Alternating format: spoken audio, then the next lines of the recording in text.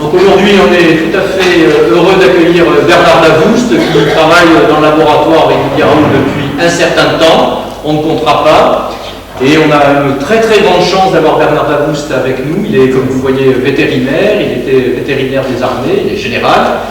Et il a une contribution absolument unique et majeure pour les travaux que nous menons dans le domaine des maladies infectieuses et des microbes et des vecteurs qui transmettent les microbes pathogènes, car du fait de son expertise de vétérinaire, il a une connaissance absolument incroyable de tous les animaux réservoirs potentiels de micro-organismes, et puis il a également, par lui-même et à travers son réseau, une capacité d'intervenir sur le terrain qui est également extrêmement importante et qui est, encore une fois, pour nous une contribution essentielle. Si on n'avait pas Bernard Davoust avec nous dans le laboratoire, il y a beaucoup de travaux que nous n'aurions pas pu mener du tout, et probablement beaucoup de microbes pathogènes de l'homme que nous n'aurions pas découverts, en tous les cas pour lesquels notre connaissance ne serait pas telle qu'elle est aujourd'hui. Donc je le remercie beaucoup d'avoir accepté de venir, d'autant plus qu'il a le challenge de tenir en 60 minutes pile, et donc je laisse commencer maintenant.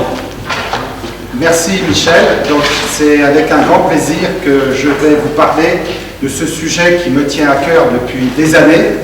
Donc en fait, je vous le dis déjà, c'est 30 ans que je travaille avec Didier Raoult, 30 ans, sur les animaux réservoirs sentinelles des infections zoonotiques.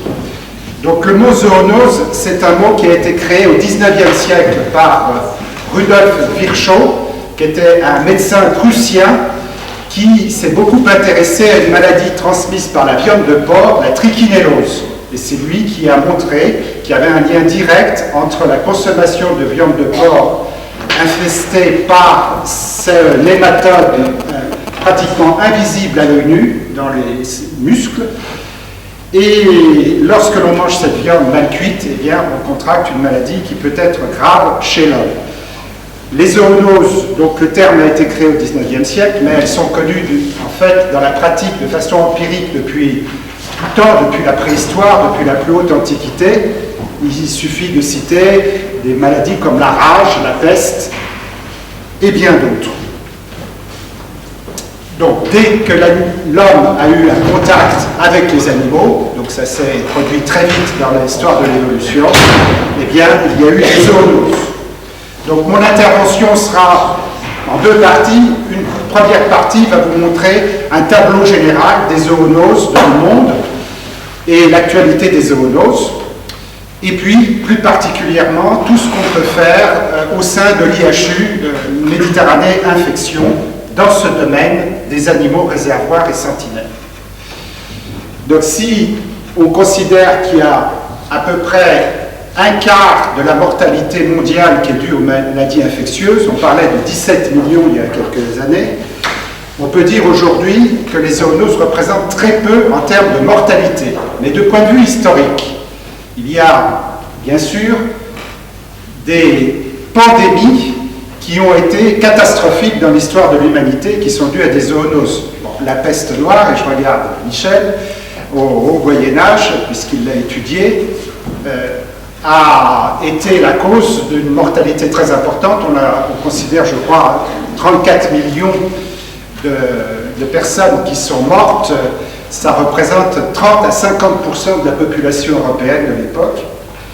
Et cette maladie avait été importée d'Asie, plus exactement a priori des Mongolies, par les Mongols qui étaient des envahisseurs et qui arrivaient jusqu'aux portes de l'Europe. Et puis ensuite, avec les troupes et les bateaux, s'est diffusé dans toute l'Europe.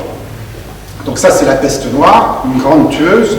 Et puis, bien entendu, plus près de nous, il y a 100 ans maintenant, presque, la grippe espagnole, 1918, c'est la cause d'une mortalité très importante, entre 30 et 100 millions de morts. Et l'origine de cette grippe H1N1 était très certainement due à une infection par un virus grippal de porc ou de volaille. On ne sait pas bien aujourd'hui. Donc si aujourd'hui ces maladies emblématiques comme les infections respiratoires, le sida, la tuberculose ne sont pas proprement parlé des zoonoses, du point de vue de l'évolution, ce fut des maladies avec un réservoir animal. Donc c'est le cas de la rougeole, c'est le cas du sida, bien entendu, avec les primates, et de la tuberculose. Les maladies donc zoonotiques et les maladies infectieuses en général sont plus fréquentes dans les pays du Sud. C'est lié bien entendu aux maladies vectorielles qui sévissent dans la zone intertropicale, dues aux moustiques, aux mouches, aux puces, aux tiques et aux poux. Si on considère dans les 30 dernières années les grandes crises sanitaires qui ont défrayé la chronique, sur 13 grandes crises, 9 sont dues à des zoonoses. On va commencer par le sida, puis la peste, Ebola, la maladie de la vache folle, jusqu'à aujourd'hui, cette maladie dont je vais vous parler, qui est due à un coronavirus, le syndrome respiratoire aigu du Moyen-Orient. Donc la presse s'empare toujours de ces maladies infectieuses, et là sur les zoonoses, le SARS, le syndrome respiratoire aigu sévère qui a sévi il y a 10 ans, je vais vous en parler, dans un journal, dans une revue américaine, une revue chinoise, une revue de Côte d'Ivoire, toute récente, qui montre qu'il y a un risque éventuellement avec les pèlerins qui rentrent donc d'Arabie Saoudite au Côte d'Ivoire et avec cette coronavirus nouvelle. Donc si on parle de la coronavirus d'il y a 10 ans, qui était bien une zoonose, comme je vais vous l'expliquer, elle a été la cause de 874 décès, 8000 cas. Elle est apparue en Asie, en particulier dans un hôtel à Hong Kong, avec des personnes qui étaient donc hébergées dans l'hôtel, qui après ont voyagé, sont allées aux États-Unis, au Canada, c'est pour ça qu'il y a des cas, vous voyez en bas sur la carte. Les conséquences économiques ont été catastrophiques, puisqu'on les évalue à 60 milliards de dollars, en particulier lié à la réduction très importante du trafic aérien pendant plusieurs mois et les activités de tourisme dans les pays d'Asie. Donc cette maladie, syndrome respiratoire aigu sévère, on en a trouvé l'origine aujourd'hui. Et on peut dire que d'une part étaient impliqués des civettes. Les civettes en Chine sont élevées, sont des carnivores qui sont élevés pour la nourriture. Ces civettes ont été trouvées porteuses du coronavirus. Donc on peut penser que des personnes sur des marchés ou dans les maisons où on utilisait pour la nourriture donc ces civettes, la viande de civette, ont été contaminées, puis après ont voyagé, sont allés à Hong Kong et ainsi de suite. Mais le réservoir, aujourd'hui, il est établi qu'il s'agit de chauves-souris.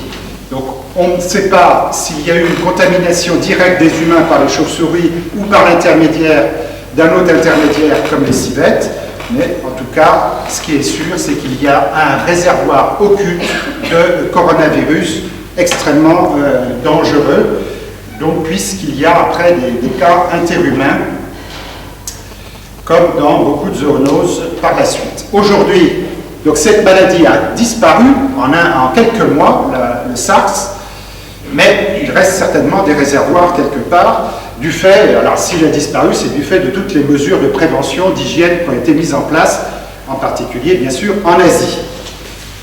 Depuis 2012, depuis un an, il existe un autre coronavirus qui fait beaucoup parler de lui, puisqu'il est la cause de 63 décès sur la péninsule arabique essentiellement, et 153 cas, donc plus de la moitié des cas sont mortels. Donc c'est une maladie qui touche les poumons, mais qui a des conséquences aussi sur une défaillance générale de l'organisme, en particulier rénal. On sait, du fait des études épidémiologiques qui ont été menées, que c'est aussi une espèce de chauve-souris présente sur la péninsule arabique qui est réservoir. On ne sait pas exactement quel est le rôle des dromadaires, mais on a trouvé des dromadaires sérologiquement positifs et aussi quelques-uns porteurs. Un mot sur les grippes. Je vous ai déjà parlé de la grippe espagnole, mais vous avez bien sûr entendu parler de la grippe aviaire qui, de 2003 à 2013, a été responsable de l'infection d'à peu près 600 personnes, dont plus de 300 sont décédées. Toutes ces personnes avaient eu des contacts directs avec des volailles, essentiellement des canards ou des poulets, malades, porteurs du virus H5N1. Heureusement, cette grippe aviaire H5N1 ne s'est pas transformée jusqu'à présent en une épidémie, une pandémie humaine, car tous les cas, il n'y a pas eu de transmission interhumaine. Jusqu'à présent, on n'est pas passé dans le scénario grippe espagnole avec une installation chez l'homme du virus. Bon, bien sûr, il y a eu la grippe H1N1 en 2009, qui avait des caractères de grippe saisonnière, avec des spécificités du point de vue épidémiologie humaine. Et on sait à l'heure actuelle que l'origine serait certainement d'un voyageur venant aussi d'Asie avec un virus H1N1 particulier, muté, qui serait arrivé au Mexique. Et après, avec les virus de porc, dans les élevages de porc au Mexique, il y aurait eu donc des recombinaisons virales. Et aujourd'hui, on sait que ce virus H5N1 était à l'origine un virus humain, un virus aviaire aussi, d'une grippe aviaire, et deux virus donc de la grippe du porc, grippe porcine, un virus asiatique et un virus américain. Donc une recombinaison virale. Et puis, je vous ai mis sur cette diapositive les cas les plus récents, encore des grippes aviaires qui passent chez l'homme et qui, jusqu'à présent, n'ont pas d'effet plus que de petits foyers, sous forme de foyers, parce qu'il n'y a pas passage en contagion interhumaine. Enfin, la menace est très grande de pandémie avec les virus aviaires. Donc, pour parler de ces franchissements de barrières d'espèces, bon, les cas les plus emblématiques sont les rétrovirus, vu les conséquences avec les virus du sida, dont le réservoir sauvage se retrouvait chez les primates non humains. C'est le cas aussi éventuellement des hantavirus, en particulier sur le continent américain, mais aussi bien sûr en Europe, dont les réservoirs se retrouvent chez les rongeurs. Et puis, en matière de chauve-souris, en Asie, il y a de gros problèmes, éventuellement épidémiques sur des foyers, par passage de la chauve-souris sur le porc et chez l'homme, de virus morbillivirus de type INRA ou Nipah. Bon, une statistique, là, sur ce schéma, bon, là, c'était il y a 10 ans, on évaluait à 1400 des agents infectieux pour l'homme. Bon, ils ont beaucoup évolué sans doute de la dernière décennie. Et il y en avait 61% qui étaient zoonotiques, et surtout, le chiffre important en bleu, c'était que 75% des maladies infectieuses émergentes pour l'homme avaient un réservoir sauvage chez les animaux. Donc quand on regarde ces courbes qui montrent aussi toutes ces maladies infectieuses émergentes, on voit dans cette courbe du bas qu'en vert, il s'agit donc des zoonoses dues à la faune sauvage, et qu'il y a une proportion très importante. Qu'en bleu, et le laboratoire de Didier Raoult n'en est pas pour rien, comme dans les identifications, on trouve beaucoup de bactéries depuis les dernières décennies, et qu'il y a une proportion dans ces maladies qui sont vectorielles et non vectorielles. Donc, ce qui est important de voir, c'est que dans l'évolution, il y a forcément une coévolution entre les animaux, les virus et l'homme, et qu'on peut parler d'étapes. Alors, donc là, on prend avec 4 maladies virales une illustration de ces étapes évolutives dans l'histoire des maladies. Donc la rage, ça reste une maladie qui sévit chez l'animal. Et lorsqu'il y a des cas humains, eh bien, il y a toujours un contact direct entre une personne et un animal. Donc c'est l'infection primaire, l'étape numéro 2, exclusivement à partir de l'animal. Quand on regarde l'Ebola dans les foyers africains, eh bien on voit qu'il y a des transmissions interhumaines, mais qu'il y a toujours, évidemment, aussi eu un contact avec, la plupart du temps, de la viande de grand singe, ou du sang de grand singe, et que les contacts interhumains, enfin la maladie interhumaine, ne se développe pas, l'Ebola ne se développe pas en grande épidémie, en grande pandémie. Donc c'est rarement transmis chez l'homme de manière interhumaine. Quand on regarde la dengue, ça devient une maladie vectorielle, en plus transmise par les moustiques, qui, elle, est, peut-être qu'on la connaît dans les grandes villes du Sud, une maladie humaine et vectorielle. L'animal n'a plus de rôle à jouer. Mais dans la forêt, eh bien, on sait que le cycle est entretenu par les animaux. Donc c'est cette quatrième étape, c'est à partir de l'animal, mais la transmission est interhumaine. Et puis, dans le sida, je vous l'ai déjà dit, là, l'animal a disparu, la transmission par voie sexuelle, principalement, elle est strictement interhumaine et l'animal n'a plus de rôle à jouer dans l'épidémiologie. Quels sont les grands foyers mondiaux? Eh bien, vous voyez, c'est l'Asie. Bon, l'Asie, c'est pas par hasard, parce que c'est les zones de plus grande densité humaine et les contacts avec les animaux, qu'ils soient domestiques ou sauvages, sont bien plus importants dans ces régions que, par exemple, dans le Grand Nord canadien. Donc, on montre qu'il y a forcément des transmissions qui partent de l'homme, de l'environnement, des animaux, mais aussi des aliments d'origine animale. Au niveau de l'homme, on peut bien sûr faire de la prévention par l'éducation sanitaire et la presse aussi joue un grand rôle dans les messages et les alertes qu'il transmet. Donc ici, j'ai fait un autre schéma où je mets l'homme au centre et tous les types d'animaux autour de lui et les moyens de transmission de l'animal à l'homme possibles. Donc on voit qu'il n'y a pas uniquement les animaux de loisirs, de compagnie, les animaux de rapport pour les animaux de boucherie, mais il y a aussi les animaux commensaux. Je vous en redirai un mot tout à l'heure. Les animaux pour lesquels qui n'intéressent personne, si je puis dire, du point de vue économique. Bon, les pigeons ici, les goélands à Marseille, les rats, bien entendu, de ville, et j'en passe. Maintenant, les renards dans les grands parcs, il y a beaucoup de renards à Berlin, etc.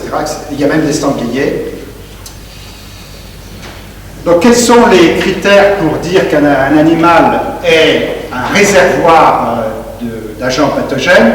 Eh bien, vous les avez présentés ici. Il faut qu'ils permettent la survie de cet agent. Donc, cette survie se fait par une conservation, mais aussi une multiplication dans différents sites, et souvent des sites très profonds, difficilement accessibles, dans des maladies qui deviennent chroniques et surtout asymptomatiques chez l'animal, qui permettent la survie de l'animal, sinon il n'y a pas de... L'animal est un très mauvais réservoir puisqu'il s'élimine de lui-même. Donc il faut qu'il y ait des bactériémies, en particulier pour les maladies transmises par des vecteurs, il faut qu'il y ait des bactéries, des virus ou des parasites dans le sang, et sur des durées assez élevées, en quantité assez élevée, pour que les cycles aient lieu.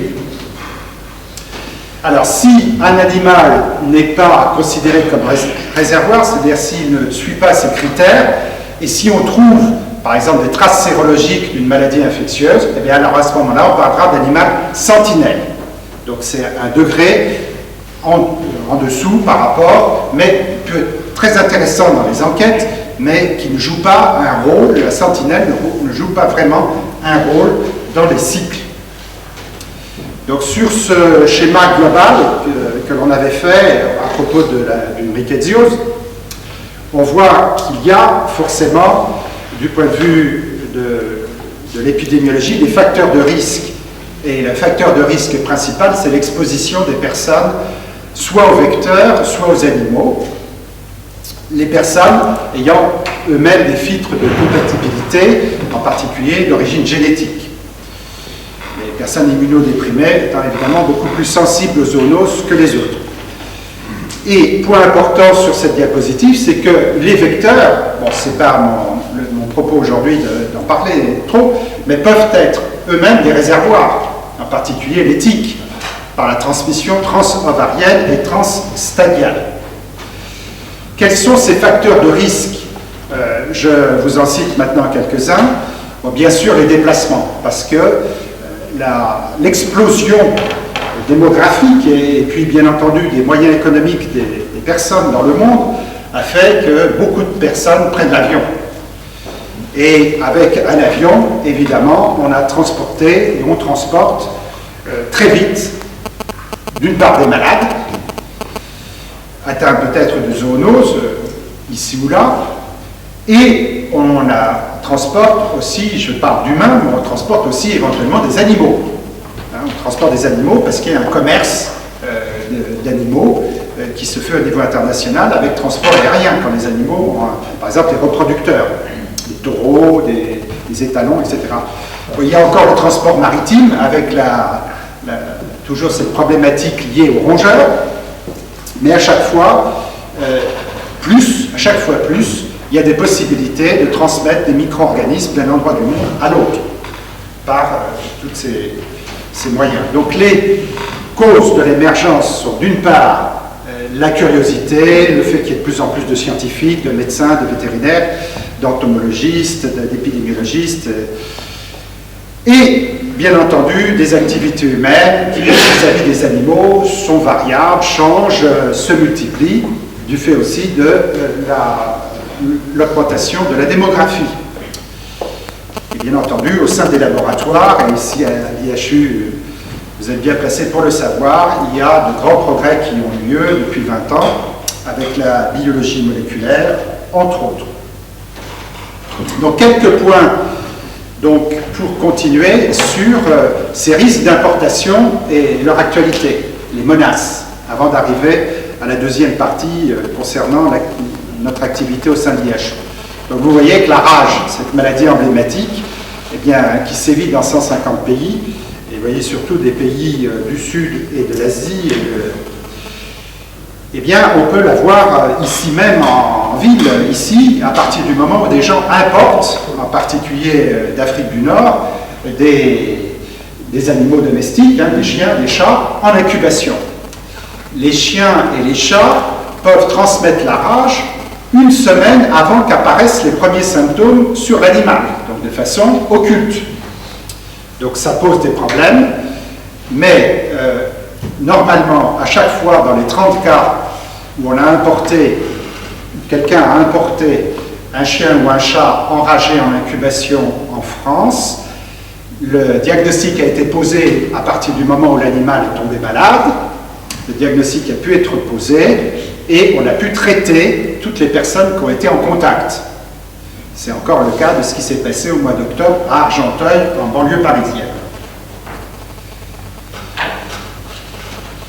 Bon, la peste, c'est une maladie émergente et éventuellement, enfin réémergente. C'était le cas du foyer algérien à Oran, où une fillette est décédée donc, il y a 10 ans. On s'est aperçu que la gerboise et les puces de gerboise étaient avaient un rôle, ont joué un rôle dans ce foyer, où il y a eu quelques dizaines de cas. Et bien entendu, d'ailleurs il a été évalué donc, par Michel et ses étudiants, ont pu voir que la Terre était aussi réservoir, donc l'environnement était aussi réservoir de Yersinia pestis. Alors je voulais vous parler de la peste parce que Didier Laraoult donc, nous a demandé en 2010 de nous rendre donc, au Congo-Kinshasa, mais à l'est du Congo, dans la région du lac Albert, pour faire une évaluation, aussi bien sur les malades avec Renaud Piarou, médecin au CHU, et donc moi-même en tant que vétérinaire pour rechercher sur les animaux et les parasites, donc en particulier les puces, avec des pièges à puces, et les poux sur les vêtements des personnes. Donc les résultats ont été qu'on a trouvé donc, des poux infectés par Yersinia pestis. Donc il faut dire que dans le village où nous sommes allés, une semaine avant, il y avait encore eu un cas d'une fillette qui était décédée de la peste. Pourquoi les gens décèdent de la peste? Parce que les traitements c'est une région extrêmement pauvre, il y a beaucoup de rats dans les habitations, et les diagnostics est mal fait, les enfants ont une fièvre, les gens pensent que c'est le palu, et puis l'enfant meurt assez rapidement, parce que le traitement n'est pas disponible au moment où il le fallait. Donc pour ce qui est des chiens, sur lesquels j'ai fait une enquête, eh bien on a trouvé que 4 chiens sur 11 avaient une sérologie positive à Yersinia pestis. De même, on a trouvé aussi des rats, Ratus ratus, qui étaient séropositifs. Donc pour ce qui est du chien, on peut dire que le chien est une bonne sentinelle de la peste humaine. Je vous montre aussi la photo de moi pour vous montrer que comme je prenais une double dose de doxycycline, j'ai été victime de photosensibilisation. C'est pour ça que j'étais tout rouge. Alors, autre maladie qui représente une menace pour la France, si on peut dire, en particulier dans le sud de la France, c'est le virus West Nile. Donc le virus West Nile, arbovirose transmise donc par des culicidés, sévit en particulier chez les chevaux, et tue les chevaux, tue certaines espèces d'oiseaux, vous voyez ici des corbeaux, et est capable d'atteindre l'homme, ou provoque une maladie neurologique grave, qui peut être mortelle chez les personnes âgées. Le cycle se passe, enfin le réservoir se passe avec les animaux et les oiseaux sauvages, et en particulier les oiseaux migrateurs, où il y a une amplification du virus. Donc du point de vue de la situation en Europe cette année, on trouve surtout des cas humains, là ce sont les cas humains qui sont représentés, dans la vallée du Danube, où il y a énormément d'oiseaux migrateurs qui passent, et puis en Europe centrale. Mais il y a des cas en Tunisie et en Italie, dans la vallée du Pô. Donc nous avions eu l'occasion de faire des études, en particulier en Afrique, où on se rend compte qu'en Afrique, les chevaux se sont adaptés à ce virus, ou en tout cas sont peut-être aussi infectés par des virus proches des virus les plus pathogènes, parce qu'évidemment il y a des sérologies, enfin des génotypes de virus qui sont différents éventuellement en fonction des épidémies. Mais sur 96 chevaux, il y en avait quand même 79 qui étaient séropositifs, mais des chevaux en bonne santé. Donc le cheval, il peut être victime, mais il peut être aussi une sentinelle. Et on a la même étude en cours de publication pour les chiens en Afrique. Bon, l'autre menace pour l'Europe, enfin pour beaucoup de pays, c'est la fièvre de la vallée du Rift. Alors la fièvre de la vallée du Rift, c'est aussi une arbovirose transmise par des culicidés. Elle provoque chez l'homme une maladie qui peut être gravissime. Ça va de la simple grippe, syndrome grippal, jusqu'à une maladie qui se transmet de myalgie, hépatite, hémorragie, fièvre hémorragique chez l'homme, mais aussi chez les ruminants. C'est une maladie des ruminants, donc qui sévit principalement en Afrique, et surtout après la saison des pluies, ou lorsqu'il y a des barrages, avec les collections d'eau, évidemment, il y a beaucoup plus de culicidés, et des cas sont plus fréquents. Donc c'était le cas du barrage d'Aswan dans les années 70 en Égypte, où lors de la construction, il y a eu une épidémie avec 18 000 cas humains et 600 morts. Aujourd'hui, dans le monde africain, vous voyez que maintenant ça touche la péninsule aussi arabique, il y a aussi une problématique qui nous touche, puisque c'est un département français, à Mayotte. À Mayotte, les dernières enquêtes sérologiques sur plus de 1000 personnes, il y a quand même 2 à 3% des personnes qui sont séropositives, sans être malades. Et lorsque l'on regarde les ruminants, sur 200 ruminants à Mayotte, il y en a 25% qui sont séropositifs. Donc on a une circulation de cette fièvre de la vallée du Rift qui, je vous le rappelle, est une maladie qui peut être très grave lorsqu'elle est épidémique. Et surtout, ce qui est important à savoir, c'est que chez les ruminants, il y a toujours une amplification virale qui précède les cas humains. Donc c'est très important, ce rôle de sentinelle des ruminants. Donc là, comme la maladie est cliniquement observable chez les ruminants, on peut tout de suite donner l'alerte et éventuellement lancer des campagnes de vaccination chez les animaux d'une part et éventuellement chez l'homme. Donc nous avions fait une enquête à la suite d'un ou deux cas chez les militaires à Djamena, où on avait trouvé sur plus de 500 ruminants 8% de séropositifs. Donc j'en arrive à la seconde partie de mon intervention qui va vous parler un peu de l'activité au sein de l'IHU, de ce qu'on peut faire au sein de l'IHU. Donc ça partait du constat que jusqu'à présent, et c'est en train de changer, il y avait de façon très cloisonnée des études qui étaient menées sur des pathogènes infectieux, des agents pathogènes, d'une manière très diverse, avec les vétérinaires d'un côté, les médecins de l'autre, un peu comme les deux rives d'un fleuve, hein, il n'y avait pas encore de pont.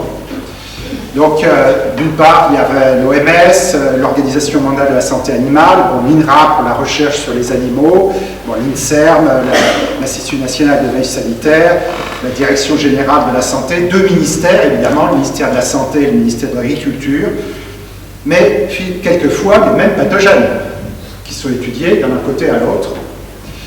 Et en plus, donc ça c'est du point de vue de l'organisation de la politique de la santé publique, mais en plus, il n'y avait rien sur le terrain qui permettait un dialogue permanent, continu entre médecins et vétérinaires, par exemple. Je ne parle pas, bien sûr, aussi avec les entomologistes et les autres personnes qui travaillent sur les maladies infectieuses. Voilà, ce pont a commencé à se créer au niveau français avec la création de cette agence interministérielle, l'ANSES, qui est l'agence, pour ceux qui ne sauraient pas, l'Agence nationale de sécurité sanitaire. Tous les risques, et en particulier les risques infectieux. Donc, mais vous voyez que quand même, pour ce qui me concerne en tant que vétérinaire, les animaux, ça reste quand même très morcelé. Bon, bien sûr, il y a les vétérinaires de clientèle, les vétérinaires libéraux qui se traitent des chiens, des chats, des animaux de rapport, les animaux de la ferme, les vétérinaires des parcs zoologiques. Après, il y a quelques vétérinaires, mais très peu, qui s'occupent de faune sauvage, dans le cadre de l'Office national de la chasse et de la faune sauvage, avec un réseau qui ramasse les animaux sauvages morts pour faire des analyses. Donc ça existe.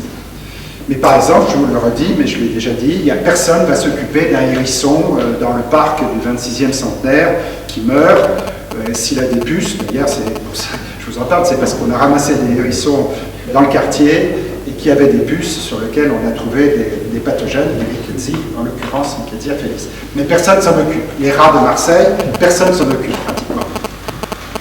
Pour faire des études épidémiologiques. Donc c'est à partir de là que, ça c'est le constat qu'on fait nous au sein de l'IHU, mais au niveau international, depuis 10 ans, il y a quand même, surtout depuis la crise, depuis 10 ans, depuis la crise de la grippe aviaire, il y a vraiment une prise de conscience que sur les maladies infectieuses, les médecins ne peuvent pas travailler dans leur coin en ignorant, je ne dis pas méprisant, jamais c'est le cas, mais et réciproquement, entre deux mondes complètement différents qui ne se parleraient pas. Donc le concept One Health, donc une seule santé, qui est apparu il y a quelques années, est maintenant connu du monde entier, quels que soient les pays. Vous parlez d'un monde d'une seule santé, One Health, les infectiologues comprendront. Alors nous, je dis Didier Raoult principalement, ici, et dans le cadre de l'IHU, ce magnifique bâtiment en cours de construction, dont je ne vous fais pas évidemment le détail puisque vous le connaissez, eh bien Didier Raoult, qui s'intéresse aux zoonoses depuis 30 ans, depuis qu'il est jeune médecin, si je puis dire, et à l'époque, lorsque nous nous sommes rencontrés, on était déjà sur cette ligne de une seule santé, et il m'a demandé de créer au sein de l'IHU un centre vétérinaire d'études et d'investigation des zoonoses. Ce que je fais de façon plus formalisée depuis 1 an. Alors, quel est le travail dans l'IHU, dans ce centre vétérinaire, au sein de l'IHU? C'est bien sûr de trouver des bons prélèvements pour amener au laboratoire, pour amener aux médecins qui voient des cas au bon endroit, au bon moment, bien conservé, avec une structure de terrain réactive, je vais vous en donner quelques exemples, et de travailler sur ces animaux réservoirs ou sentinelles des maladies infectieuses. On a des partenariats avec d'autres labos que le labo Urmite, parce qu'on travaille par exemple sur la rage. Ici, à Urmite, on n'a aucune compétence, je crois, sur le diagnostic de la rage, enfin je suis même sûr. Mais par contre, on peut travailler bien sûr avec l'Institut Pasteur de Paris, etc., et voir avec des laboratoires privés et vétérinaires dans le cadre de conventions. Donc c'est ce qui a été mis en place petit à petit au sein de... Alors voilà ce que ça peut donner si on fait un schéma. On retrouve l'homme, l'animal, l'environnement, et il y a ce centre vétérinaire au sein de l'IHU qui amènera des prélèvements dans les laboratoires, qui permettra de faire des diagnostics, mais le déclenchement, et ça a été le cas régulièrement, grâce en particulier à Michel et aux autres médecins de l'IHU, lorsqu'ils consultent un malade à l'hôpital, ici au CHU, ou qu'ils reçoivent des prélèvements d'un malade qui arrive de toute la France ou d'un autre pays éventuellement, eh bien, ils peuvent m'alerter pour que je puisse faire une enquête autour du malade. Avec d'autres personnes, et bien sûr, quelquefois aussi, bien sûr, les entomologistes. Donc, lorsque le bâtiment sera fini, il y aura un local de ce centre vétérinaire, il sera isolé, hein, il n'y aura pas de contact direct, bien sûr, avec les locaux d'hospitalisation humaine, mais ce ne sera pas un laboratoire, hein, ce sera un endroit, bien sûr, il y aura tout le matériel pour les enquêtes du terrain, mais il y aura aussi une salle d'examen pour les animaux vivants, éventuellement, des chiens, des chats malades, des rats capturés, des goélands, enfin tout ce que l'on voudra, tout ce qui pourra rentrer dans la salle. Les éléphants, ce sera un peu difficile, parce qu'il y a eu le cas des éléphants tuberculeux de Lyon, enfin ils ne pourront pas venir ici. Mais on pourra faire aussi des autopsies. Hein, dans ce local, il sera au rez-de-chaussée bas et il sera parfaitement indépendant du reste de l'IHU, mais il pourra amener des prélèvements dans les laboratoires. Donc ces prélèvements, donc je vous donne de quoi il s'agit. Bon, les ectoparasites, bien entendu, mais bien entendu le sang, pour faire des cultures, les fesses, l'urine, et quand on fait des autopsies, les organes, la peau, les muscles, les dents. Donc les bilans sont toujours très importants parce qu'on ramène des milliers d'échantillons. On peut faire des dizaines de milliers d'analyses dans différents laboratoires et globalement on a travaillé sur à peu près 70 zoonoses, sachant qu'on évalue à 200 le nombre des zoonoses, en sachant qu'il y en a qui sont extrêmement rares, hein, qui ne sont pas emblématiques. Mais on a travaillé sur 70 zoonoses et les plus connues, les plus graves, les plus répandues. Donc ça, c'est le schéma de l'IHU, enfin de Didier Raoult, sur sa stratégie pour détecter des agents pathogènes. Bon, la seule chose, c'est qu'il fut un temps où il n'y avait que l'homme en haut sur les échantillons. L'homme, bien sûr, aussi les ectoparasites. Et vous voyez que j'ai rajouté, par exemple, un chien. Donc maintenant, dans la dernière partie, avant les éventuelles questions, je voudrais donner quelques résultats qu'on a obtenus. Donc en travaillant avec Philippe Colson sur l'hépatite E, et ses étudiants, on a fait pas mal de petites découvertes, en particulier sur des porcs dans la région du sud-est, en travaillant dans les abattoirs ou dans les élevages. On recueille des écouvillons rectaux et sur 200 porcs, il y a 65% de ces porcs qui ont des virus, en tout cas en PCR, dans les écouvillons rectaux et 22% en sérologie. Et ce sont toujours des porcs qui ont en moyenne 3 mois. Quand on regarde les porcs de plus de 6 mois, eh bien, ils sont négatifs. Donc c'était quand même une indication et il y a eu une publication à ce sujet-là. Après, on a fait des études sur les foies des sangliers dans la chasse militaire de Cangers, qui est un immense territoire dans le Haut-Var, 35 000 hectares, où il y a des milliers de sangliers. Et lorsque l'on a fait une étude sur 200 foies de sangliers, on a trouvé 3% de sangliers positifs, foies de sangliers positifs au virus de l'hépatite E, génotype 3. On a fait aussi des études sur les porcs en écouvillons rectaux à Kinshasa. On s'est aperçu que c'était aussi le génotype 3.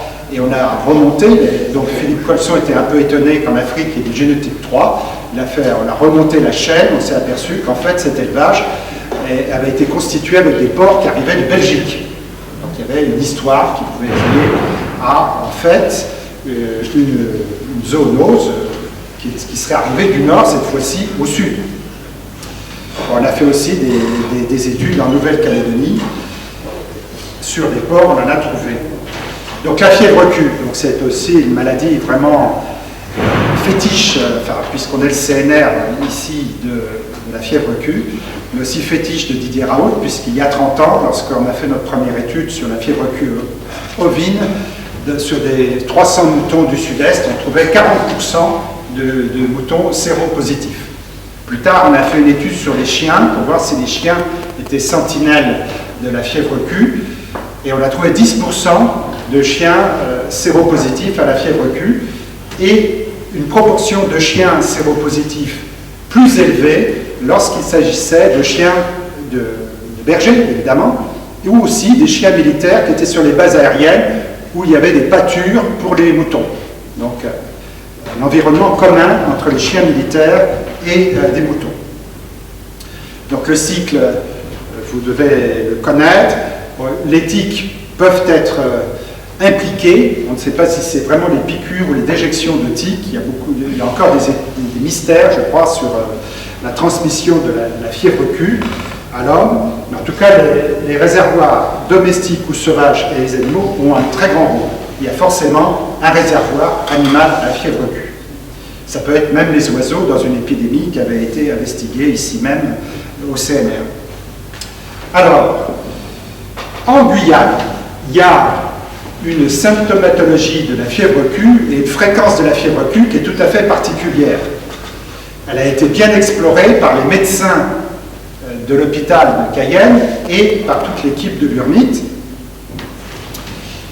qui a montré qu'il y avait en fait un génotype particulier de Coxiella burnetii qu'on appelle le génotype 17. Donc ça a été publié encore tout récemment.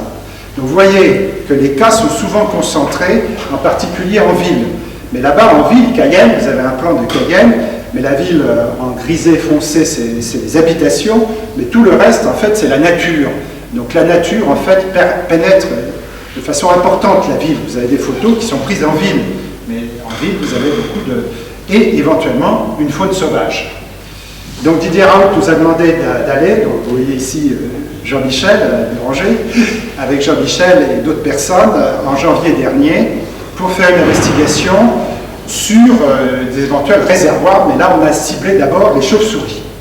On a ciblé les chauves-souris, et voici les résultats qu'on a obtenus. Donc on a pu avoir, et en plus les chauves-souris femelles, parce qu'on a recherché, par des écouvillons vaginaux, la présence, la détection par PCR, ici même dans le labo à l'URMIT, de Coxiella burnetii. Eh bien, on a été un peu déçus parce que sur 199 écouvillons vaginaux, il y en avait 6 positifs, mais vous voyez, il y a des CT assez élevés, enfin plus de 35, c'est une prévalence faible, et on doute pour le moment du rôle de réservoir de la chauve-souris. Donc on est parti aussi sur d'autres animaux sauvages parce qu'on avait, grâce à des chasseurs des muscles, enfin de la viande, d'animaux de la forêt, et à partir du jus, on a pu faire ici des PCR, des jus musculaires, des fluides musculaires. On a vu que le cardac, il y avait un cardet qui était positif, 1 sur 20, 1 sur 30. Il y avait aussi un tapir positif. Et puis sur un écouvillon vaginal, sur un petit opossum, un marsupial, on a eu aussi une petite femelle qui était positive sur l'écouvillon vaginal. Vous voyez, un par-ci, un par-là. Donc une diffusion de Coxiella burnetii qui existe aussi bien sur les animaux de la forêt que sur des animaux qui sont plus près de l'homme, comme les opossums. Et alors, plus près de l'homme encore, on s'est décidé à faire, à partir de mars, une enquête, grâce à un vétérinaire sur place, praticien, qui a pu collecter des écouvillons vaginaux sur les chiennes qui venaient à son cabinet, en ville, à Cayenne. Il y avait sur 105 chiennes, et bien cette fois-ci, on en a trouvé 18 positives, et quand même 6 avec des CT inférieurs à 35. Donc on pense que le chien, la chienne en l'occurrence, a un rôle à jouer dans l'épidémiologie, mais alors, est-ce qu'il s'agit d'une sentinelle ou un réservoir? Bon, la question est encore posée. Et c'est pour ça que, comme on va faire une investigation sur un foyer très précis, parce qu'en moins d'1 an, cette année, il y a eu 14 cas dans un endroit où il y a 50 personnes qui habitaient, un petit lotissement, il y a eu 14 cas humains, heureusement pas de cas mortels, mais 14 cas humains en quelques mois. Donc on va faire en janvier une nouvelle enquête sur la faune et pour essayer de trouver le réservoir. Donc vous voyez, le problème est vraiment encore difficile à cerner. Donc là, je vais passer très vite quelques diapos sur les Bartonella. Pourquoi? Parce que ce sont des maladies sur lesquelles on a beaucoup travaillé dans le labo et sur le terrain. Et on a eu des résultats, et tout a déjà été publié en matière de chats, pour par exemple Bartonella enselae, la maladie des grippes du chat. Sur les chats errants, sur lesquels on a pu faire des prélèvements de sang, on a eu en culture plus de 60% de chats positifs. Et sur les puces de ces chats aussi, 60%. Donc grâce à Jean-Marc, on a pu mettre en évidence de façon directe, en immunofluorescence directe, ces bartonelles que vous voyez en vert sur les hématies des chats. Et on s'est aussi aperçu que les chatons avaient une bactériémie plus importante que les chats âgés. On a montré aussi que les chats d'appartement à Lyon, avec une jeune fille qui faisait sa thèse vétérinaire à l'école vétérinaire de Lyon, a pu prélever des chats d'appartement, enfin des chats de maison, puisque les chats vivent évidemment dans les maisons. Donc avec une prévalence très différente, on a vu 60% chez les chats errants qui vivent dehors et qui ont beaucoup plus de puces, et 8% sur des chats de maison. Au moins de puces parce qu'ils sont entretenus par le propriétaire. Et cette prévalence, elle est notée parce que, vous voyez, un pays comme la Norvège, il n'y a pas de chats séropositifs, et puis dans les pays de zone tropicale, on en trouve 50%. Donc là, un sujet cher à Michel, d'ailleurs, ses travaux ont été faits sur la pulpe dentaire des chats. Il a, bien sûr, sur 11 chats, on a pu retrouver, dans 7 cas, des Bartonella enselae dans la pulpe dentaire. Après, on a fait aussi des études avec principalement Bernard Lascola sur le sang des rats qui étaient capturés par le service municipal d'hygiène, qui à l'époque capturait les rats. Aujourd'hui, ils ne les capturent plus. Ils les détruisent avec des appâts, mais il n'y a plus de capture, donc il n'y a plus d'études épidémiologiques faisables de façon courante. 11 isolats ont été mis en culture sur 66 Ratus norvegicus, et de nouvelles espèces de Bartonella ont été mises en évidence. Ça a été fait aussi sur les bovins, ça en PCR, en Côte d'Ivoire, en Guyane, et là on retrouve d'autres types de Bartonella. Sur les puces, on a participé à une vaste enquête sur 300 puces de chats collectées par l'école vétérinaire de Toulouse, où on voit que dans 11% des cas, il y avait des Bartonella enselae, mais aussi dans 17% des cas, Bartonella quintana, l'agent de la fièvre des tranchées. Donc on a renouvelé ça sur d'autres chats errants. Bon, là, juste une diapo pour vous dire que ces enquêtes sur les Bartonelles, on les a menées au Liban, en Nouvelle-Calédonie, on les a menées essentiellement sur les puces, mais aussi à Tahiti ou Gabon, les puces de chiens et les puces de chats. Et à chaque fois qu'on a cherché, mais les puces de rats aussi en Afghanistan, dans le camp militaire, on a trouvé sur des gerbils, on a retrouvé des Bartonelles. Bon, les rickettsiosis, juste une diapo, puisque la rickettsiosis c'était l'unité des rickettsi que j'ai connue donc il y a 30 ans.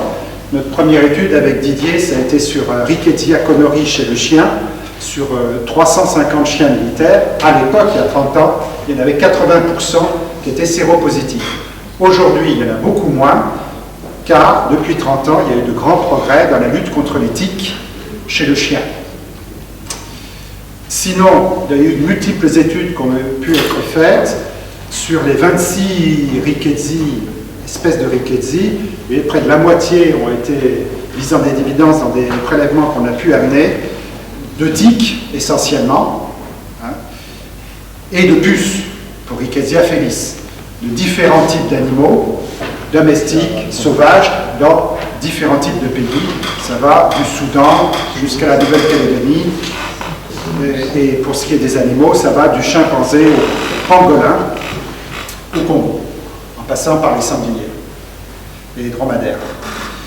Donc on a travaillé ici et mis en évidence pour la première fois chez le cheval l'agent d'une maladie, l'anaplasmose équine, qui a le même agent que l'anaplasmose humaine. Donc Anaplasma phagocytophilum, qui était à l'époque appelé Anaplasma Ehrlichia equine pour le cheval. Grâce au sang d'un cheval malade qui nous est arrivé au labo, qu'un confrère m'avait envoyé, Donc, et avec Philippe Broucky, qui a réalisé ces photos, on a pu montrer la présence de morula, donc de bactéries, Anaplasma phagocytophilum, à l'intérieur des granulocytes dans le sang des chevaux. Donc ce même genre d'étude en PCR a été fait chez les bovins. Ici, c'est avec une autre anaplasma qui, cette fois-là, n'atteint pas l'homme, qui n'est pas une zoonose connue, c'est Anaplasma platis. Anaplasma platis, c'est une bactérie que l'on retrouve dans les plaquettes du sang des chiens. Et ça a été mis en évidence grâce au labo sur un chien malade dans la région de Montpellier. Et là, sur des tiques d'un chiot à Kinshasa, donc c'est le chiot qui a permis de faire cette étude par un étudiant du labo. On a retrouvé aussi Anaplasma platis dans les tiques. Bon, l'hernichiose canine, c'est une grave maladie du chien qui est transmise par la tique brune, la Rhipicephalus sanguineus. On la trouve dans tous les pays chauds. Donc je l'ai beaucoup étudiée parce qu'elle sévissait énormément, en particulier en Corse, où en prenant du sang d'un chien malade en Corse, on a réussi la mise en culture. Vous voyez les photos de la mise en culture là-bas. Et là, on a fait de multiples enquêtes épidémiologiques, en particulier en Tunisie, en particulier au Sénégal, où on trouve dans les chenilles des chiens de collectivité, là c'est une tique qui est prise sur le mur d'un chenil, quelquefois. Donc je me souviens qu'on faisait passer un chien près d'un mur. Donc les tiques sont attirées par la température du chien et certainement le gaz carbonique dégagé par le chien. On voit les tiques sortir des infractuosités du mur. Donc pour vous montrer que ces chenilles étaient extrêmement infestées par les tiques. Et malgré les bains qu'on pouvait donner aux chiens, il y avait des problèmes. Donc 80% à Dakar des chiens étaient infectés par Ehrlichia canis. C'était la même chose en Tunisie, enfin dans tous les pays chauds. Donc on a fait de multiples études jusqu'à l'année dernière pour étudier des traitements prophylactiques pour lutter contre les tiques à Dakar dans les chenilles. On a fait beaucoup d'études sur les tests rapides pour la détection de Ehrlichia canis. La borréliose de Lyme, nous l'avons étudiée donc chez le chien. On trouve de façon graduée du sud au nord, de est de la France, une prévalence qui va de presque 0 dans le sud-est jusqu'à 50% des chiens qui sont séropositifs dans l'est de la France. Et pour les chevaux, on s'aperçoit quand on fait une étude sur 300 chevaux en France, on trouve 20% de chevaux séropositifs, et si on fait 100 chevaux en Afrique, 0%. On a d'ailleurs la même chose pour Anaplasma phagocytophilum, ce qui montre bien qu'il y a un lien direct avec l'infestation par les tiques, puisqu'il n'y a pas d'ixode en Afrique. On peut, en tout cas dans les zones où on a fait des études. La leptospirose, on a fait de multiples études sur la leptospirose, en particulier avec Michel en PCR sur les reins. On a trouvé par exemple 20% des rats à Marseille dans les reins avec PCR positif. On trouve à peu près la même chose dans le port de Toulon, le port militaire de Toulon. On a fait des études même sur des îles qui sont dans le canal du Mozambique. Sur 50 rats, on trouve une prévalence quand même moindre, mais on a trouvé quand même 3 rats qui avaient des reins de rats qui étaient positifs sur une île absolument déserte du canal du Mozambique. Donc la leptospirose, c'est bien une maladie universelle. Là, je vous ai mis des photos d'une enquête qui a été déclenchée à la suite d'un cas humain. Donc le monsieur qui habitait cette maison à Bouc-Bel-Air, en banlieue de Marseille, en été 2012, a eu une leptospirose sévère, il a été hospitalisé. Et les médecins de l'ermite m'ont demandé de faire une enquête. Donc, je suis allé quelques semaines après avec un de mes collaborateurs que vous voyez, parce que derrière sa maison, il y a un petit ruisseau. Et on a posé des pièges, on a eu un rat et une souris, que vous voyez en photo. Bon, vous voyez mal le rat dans la cage, et la souris. Et on a trouvé sérologie positive à Leptospira itérohémorragiae et PCR positif sur les reins. Et ce foyer, ce petit cas, où on fait bien la liaison entre un cas humain, et le monsieur m'avait dit, lorsque je suis allé le voir, il avait guéri, il m'avait dit que l'été faisait tellement chaud qu'il allait pieds nus dans le petit ruisseau. Et les deux rongeurs ont été capturés le long du ruisseau. Parce que vous savez peut-être que Rattus norvegicus, c'est un animal qui a besoin de beaucoup d'eau. Un mot de la streptobacillose. Lorsque l'on a fait des captures de rats à Marseille, on a trouvé 13% en culture avec la bactérie Streptobacillus moniformis, qui donne donc des arthrites, qui est une maladie humaine. Alors, la maladie se transmet par morsure. Donc pourquoi il n'y a pas beaucoup de cas qui sont diagnostiqués? Mais c'est parce que une maladie un peu oubliée, mais c'est une maladie auquel il faut penser, parce qu'un jour, c'était le cas à Lyon, il y a eu des cas cliniques. J'ai fait des études aussi sur la toxoplasmose qui se transmet donc en Guyane à partir de la viande des animaux sauvages. Donc l'enquête a montré 30% de viande avec des toxoplasmes de la viande des animaux sauvages, en particulier des pécaris. Les pécaris, vous voyez, ce sont ces animaux qui donnent une viande très très bonne, mais quand elle est mangée fumée, c'est-à-dire mal cuite, elle provoque, notamment chez les légionnaires, une toxoplasmose néotropicale bien plus grave que la toxoplasmose qu'on rencontre en France métropolitaine, avec des cas de choriorétinite importante. Bon, le réservoir étant les grands félins, mais qui déversent dans leur déjection des oocytes dans la terre.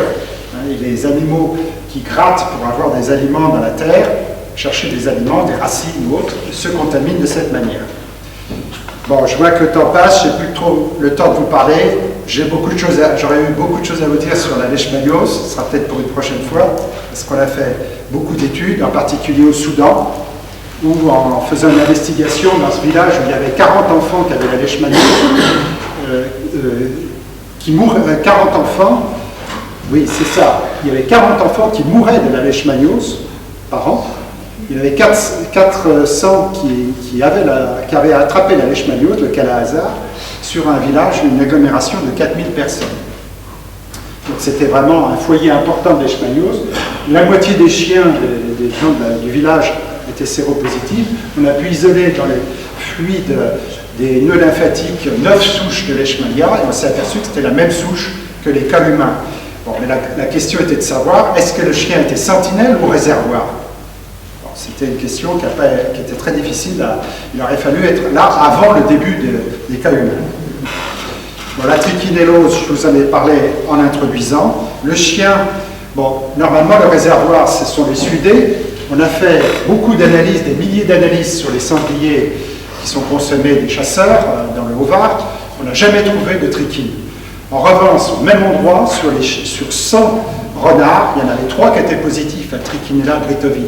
Donc les carnivores sont de bonnes sentinelles. Et lorsqu'on regarde les chiens du Kosovo avec une de mes collaboratrices, sur 25 chiens, il y avait quand même 4 chiens qui étaient aussi porteurs dans les muscles donc de Trichinella britovi. C'est des chiens qui mangent sur les décharges là-bas à Mitrovica, au Kosovo, il y a quelques années. Je n'ai pas le temps de vous dire qu'on a fait aussi des études sur cette trypanosomose africaine, à Trypanosoma congolacé, où il y avait 30% des chiens autochtones à Abidjan qui étaient porteurs. Après, j'ai fait des études sur les chiens militaires. On fait aussi des études sérologiques sur la maladie de Chagas, qui est Trypanosoma cruzi, qui a atteint l'homme, qui est une grande, de façon endémique, à partir du Mexique jusqu'en Argentine. Eh bien, en Guyane française, grâce aux études que nous avons pu mener dans les villages sur les chiens, on a vu qu'il y avait 40% des chiens qui étaient séropositifs. Avant-dernière diapo sur les études, c'est les études aussi, les découvertes qu'on a fait aussi bien à Marseille sur les rats. On a trouvé 44% sur 100 rats à Marseille, 44% avec Capillaria hepatica. Donc vous voyez ce que ça donne. Alors c'était vraiment une observation, on ne savait même pas que ça existait. On a trouvé ça sur les rats, donc c'est macroscopiquement visible.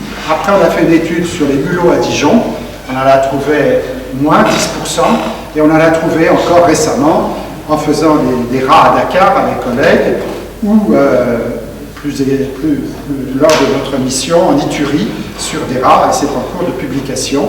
Donc c'est une zoonose, mais c'est une rarissime, parce qu'il faudrait soit manger évidemment le foie de rat, bon, ce qui n'est pas le fait, soit être en contact direct et surtout par la géophagie, en mangeant de la terre dans lequel des rats seraient morts avec cette parasitose. Vous voyez les œufs qui sont là en micro dans les reins, dans le foie. Vous voyez aussi bien les adultes que les œufs. Dernière étude sur laquelle, toujours en cours, concernant la Dirophilariose canine. Enfin, je dis canine, mais là, vous avez en fait le cœur d'un renard. Parce que les chiens, dans le sud-est de la France, sont de moins en moins atteints par cette nématose, la Dirophilariose. Vous voyez ces vers adultes qui se situent dans le cœur, puisqu'il y a une prophylaxie qui est mise en place chez les chiens des propriétaires, parce que le risque est connu de filariose du chien, transmise par des culicidés, et à l'ivermectine. Donc à partir du moment où on a mis en place l'ivermectine, il n'y a plus eu de cas chez le chien. En revanche, les renards, évidemment, qui sont des animaux sauvages, eh bien, ce renard qui a été trouvé, qu'on a chassé hier, eh bien, il avait des filaires. Il y a encore toutes ces études qu'on peut faire sur les matières fécales, en particulier des chiens. Là, c'est une grande étude qu'on avait menée au Gabon. Et vous voyez qu'on trouve des ascaris, des ankylostomes, des ténias. Donc ces vers, évidemment, on peut les retrouver chez l'homme. 91% des chiens que l'on a évalués sur près de 200 chiens au Gabon avaient des vers. Et bien entendu, l'homme se contamine après par les mains, puisque c'est une maladie, un péril orofécal, mais le chien peut avoir un rôle, c'est absolument connu pour les ankylostomes. Donc en conclusion, donc vous voyez bien que ce qu'on met en place dans l'IHU, depuis des années, c'est pour faire une recherche transversale, intégrée sur les zoonoses. Le risque, il est en augmentation, vous l'avez compris. On veut faire de la prévention, de l'éducation, de la formation aussi, en particulier avec les étudiants qui viennent à l'IHU. Donc je tiens à remercier mon principal collaborateur d'aujourd'hui sur le terrain, c'est Jean-Loup Marié, il est vétérinaire-colonel à Toulon. Mon collaborateur des années 90, qui est aussi vétérinaire-colonel aujourd'hui à Paris, mais qui était avec moi au Soudan, là, Michael Boni. Oleg Medienikov, que vous connaissez, qui est chercheur à l'IRD Urmit à Dakar, et avec qui nous menons beaucoup d'études sur le terrain au Sénégal. Je remercie sur le terrain aussi, bien sûr, toutes les communautés locales qui m'ont aidé. Ici, les Guarani au Paraguay, là, au Gabon. Et je vous informe que le chien, là, que vous voyez, il n'est pas mort, il est simplement anesthésié, il va bientôt se réveiller et aboyer. Que je suis au 5e étage, donc dans le couloir vert, si vous voulez me rencontrer. Et je remercie bien sûr Didier Raoult et toute son équipe pour tout le travail de laboratoire qui est réalisé à partir des échantillons qu'on ramène du terrain. Je vous remercie.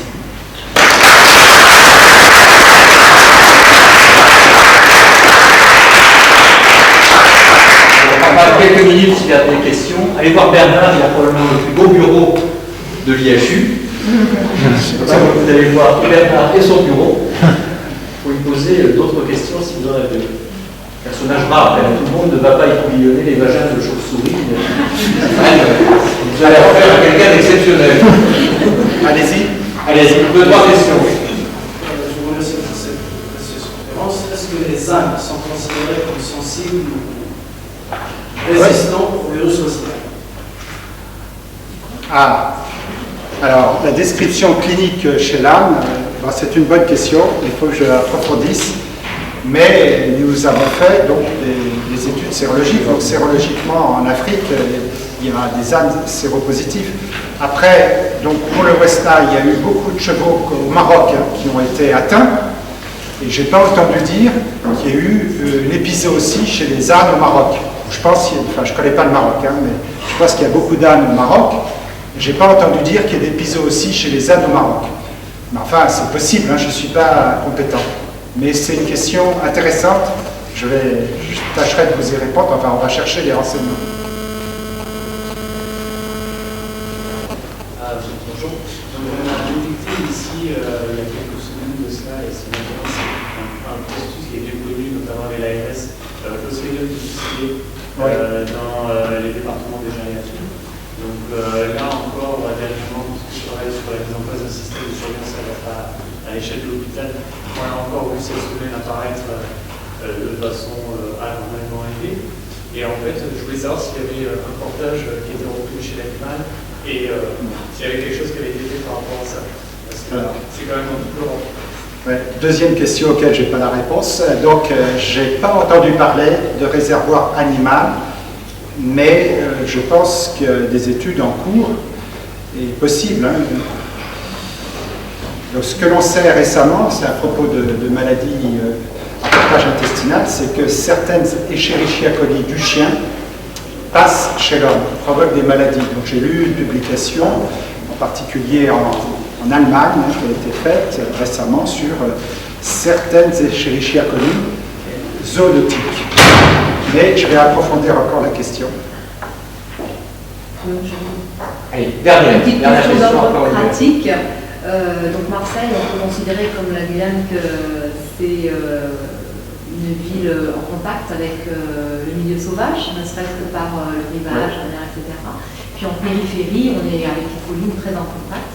Qu'est-ce que vous conseillez en pratique, la conduite à tenir quand on trouve chez soi, ou juste au sortir de chez soi, un animal mort qui peut interpeller, poser des questions, ça va de l'oiseau à l'émission, etc. La plupart des gens l'éliminent dans les poubelles ménagères. Quand on a un jardin, des gens l'enterrent. Est-ce qu'il y a des précautions particulières? Est-ce que la chaux, etc., c'est toujours d'actualité? Qu'est-ce que vous conseillez? Alors, il y a eu des consignes au moment de la grippe aviaire pour des oiseaux qui étaient trouvés morts dans l'espace public. Et il fallait prévenir les services vétérinaires qui mettaient en place avec les agents de l'Office national de la chasse et de la faune sauvage le ramassage. Les gens se protégeaient, ils les amenaient à un laboratoire dans le département qui a pour le service public, qui a une mission de service public, laboratoire vétérinaire départemental qui est à Château-Gombert, où ils ont une salle d'autopsie pour les animaux et ils peuvent faire des prélèvements. Et là, dans le cadre d'un plan de surveillance de grippe aviaire, on envoyait les échantillons dans un centre spécialisé pour détecter le virus de la grippe aviaire, H5N1. Pour les autres cas, comme je vous le disais, on trouve un hérisson mort, personne ne fait rien, il n'y a rien de prévu. Rien, Il y a un renard dans la région. Oui. Donc là, justement, lorsque j'aurai mon local et ma salle d'autopsie, notre salle d'autopsie de l'IHU pour les animaux, je ne parle pas des animaux de laboratoire, vous avez bien compris que tout ça c'est en dehors de l'animalerie. Il y a les animaux de laboratoire d'un côté, et puis il y aura les animaux comme ça, commensaux, les animaux domestiques, qui pourront être amenés là, dans lesquels on pourra faire des prélèvements et envoyer après les échantillons de différents laboratoires. En pratique, on le prend en se protégeant, on le met dans quelque chose de un sac étanche. Et soit on l'amène au vétérinaire du coin qui remonte de la filière. Non, pas le vétérinaire, les services vétérinaires, il faut appeler la préfecture. Oui, parce que le vétérinaire de cabinet, souvent, il ne va pas pouvoir s'occuper de ça. Le monsieur tout le monde, il va pas passer. Bon, mais peut-être le cabinet vétérinaire, la clinique vétérinaire vous donnera le numéro de téléphone du service vétérinaire du département. Bien, merci beaucoup encore une fois, Bernard.